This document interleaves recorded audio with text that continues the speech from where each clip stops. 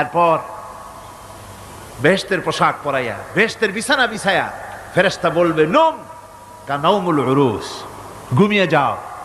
দুলামিয়া যেমন বাসর সজ্জায় নতুন বউ নিয়ে আরামে ঘুমায়, এরকম আরামে ঘুমায় যাও ইলা ইয়াউমিল কিয়ামা, কিয়ামত পর্যন্ত ঘুমায় থাকো,